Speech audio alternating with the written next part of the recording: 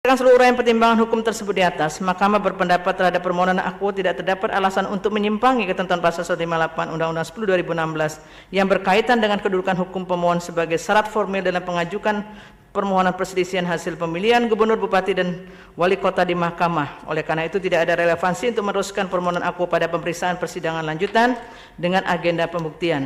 Selanjutnya maka akan mempertimbangkan kedudukan hukum pemohon. Paragraf 3.7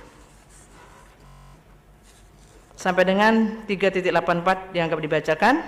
Berdasarkan rekapitulasi data kependudukan semester 1 tahun 2020, jumlah penduduk di pesisir selatan adalah 513.254, sehingga perbedaan perolehan suara antara pemohon dengan pasangan calon peraih suara terbanyak adalah sebesar 1%. Bahwa jumlah perbedaan suara antara pemohon dengan pasangan calon peraih suara terbanyak adalah paling banyak 2.252 suara. Bahwa perolehan suara pemohon adalah 86.074 suara, sedangkan perolehan suara pihak terkait adalah 128.922 suara. Sehingga perbedaan perolehan suara antara pemohon dengan pihak terkait adalah 42.848 suara atau 19,02% atau lebih dari 2.252 suara.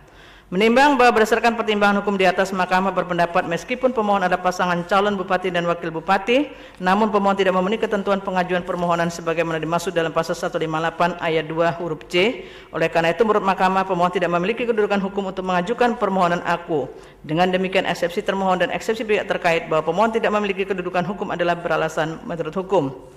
Menimbang bahwa oleh karena eksepsi termohon dan eksepsi pihak terkait mengenai kedudukan hukum pemohon beralasan menurut hukum, maka eksepsi lain dari termohon dan pihak terkait serta pokok permohonan selain dan selebihnya tidak dipertimbangkan.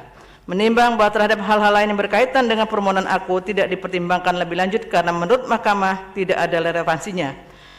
Karenanya harus dinyatakan pula tidak beralasan menurut hukum. Konklusi. Berdasarkan penilaian atas fakta dan hukum sebagaimana diuraikan di atas, Mahkamah berkesimpulan: 1. Eksepsi termohon dan pihak terkait mengenai kewenangan Mahkamah tidak beralasan menurut hukum. 2. Mahkamah berwenang mengadili permohonan aku. 3. Permohonan pemohon diajukan masih dalam tenggang waktu yang ditentukan peraturan perundang-undangan. 4. Eksepsi termohon dan eksepsi pihak terkait mengenai kedudukan hukum pemohon beralasan menurut hukum. 5. Pemohon tidak memiliki kedudukan hukum untuk mengajukan permohonan aku. 6.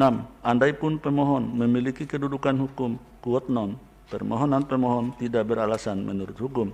7. Eksepsi lain dari termohon, pihak terkait dan pokok permohonan selebihnya serta hal-hal lain tidak dipertimbangkan lebih lanjut. Berdasarkan Undang-Undang Nomor 24 Tahun 2003 tentang Mahkamah Konstitusi dan seterusnya, amar putusan mengadili dalam eksepsi 1 menyatakan eksepsi termohon dan pihak terkait berkenaan dengan kedudukan hukum pemohon beralasan menurut hukum. 2. Menyatakan pemohon tidak memiliki kedudukan hukum. Dalam pokok permohonan, menyatakan permohonan pemohon tidak dapat diterima. Demikian diputus dalam rapat permusyawaratan hakim oleh 9 hakim konstitusi, yaitu Anwar Usman selaku ketua merangkap anggota, Aswanto, Wahiduddin Adams, Eni Nurbaningsi, Suhartoyo, Daniel Yusmik P. Arif Hidayat, Saldi Isra, dan Manahan MP Sitompul, masing-masing sebagai anggota pada hari Rabu, tanggal 10 bulan Februari tahun 2021, dan diucapkan dalam sidang pleno Mahkamah Konstitusi terbuka untuk umum pada hari Selasa, tanggal 16 bulan Februari tahun 2021, selesai diucapkan pada pukul 17.07 WIB oleh 9 hakim konstitusi tersebut di atas, dengan dibantu oleh Francisca sebagai panitera pengganti.